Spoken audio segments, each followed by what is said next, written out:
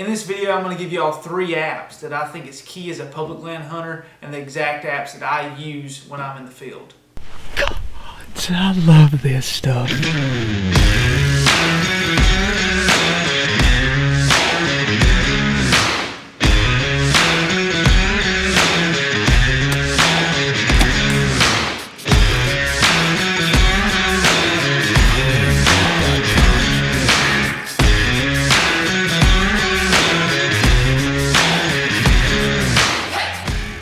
The 3 categories of apps that we're going to talk about first are your mapping apps, then your weather apps, and then your state maps, which deal with your mapping as well and your rules and regulations and contains your license.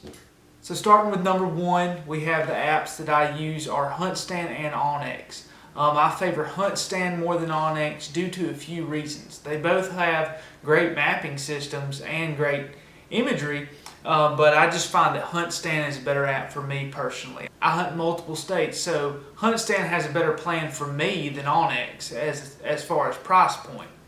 So if you're looking at the HuntStand app for a yearly subscription to that app and to allow you to look at all parcels on the property, it's I think $11.99 for the year, and that's across all states in the United States. Now if you look at onX, it's $100 a year for all the states.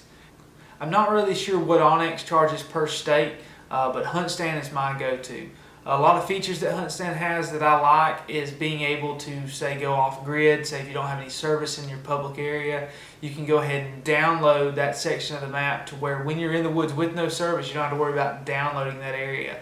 You actually have it on file inside the app. So they've come a long way in the last 2 years.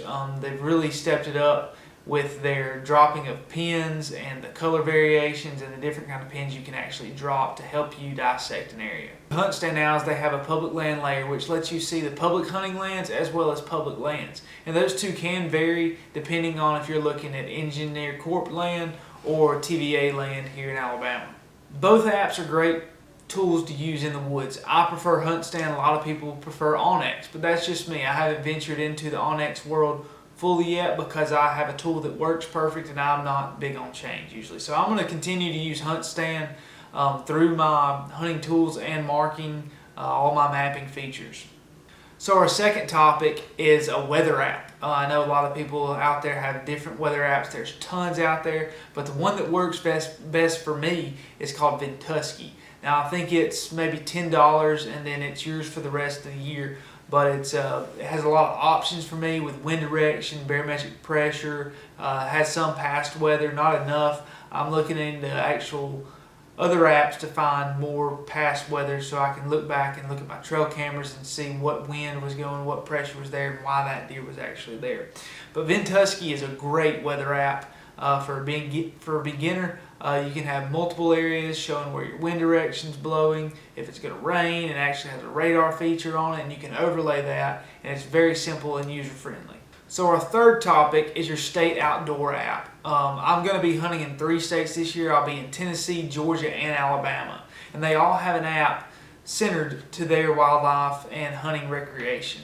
So for Alabama, you have Outdoor Alabama. For Georgia, you have Outdoors Georgia, and then you have Tennessee, which is TWRA On The Go.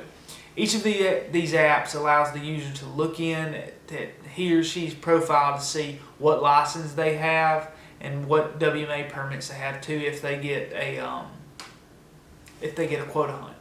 I'll use the HuntStand app and then look back at the actual WMA map just to make sure that I'm looking in the right area to say if there's a bow only area that's marked on the state app but is not marked on HuntStand, just to give me a better idea of what that is. And with HuntStand I can put a layer around that area, mark it out and make a polygon and shade it to a certain area so I know that, hey, that's a bow only area or that's a restricted area.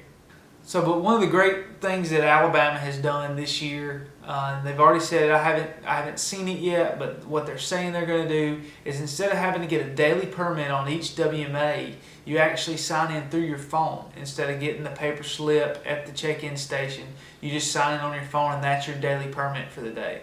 So last year I was able to talk to a game warden and kind of get an understanding, if I have my hard copy, it has to be signed of the map, but Also, I found out that if I had a picture of the map and then I signed it on my phone, I had an electronic signature on there, that also counted as my daily permit. But this is a great tool that the Alabama has introduced to us to be able to use our phones and check in, and I think a lot more people will use that since it's so user friendly and right in your hand. You don't have to go to a check-in station.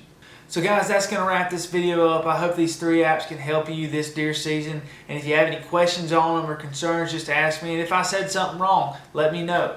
I don't know everything there is about these apps, but these are the ones that I use and that I think are beneficial to anybody that's hunting public land for the 2020-21 season.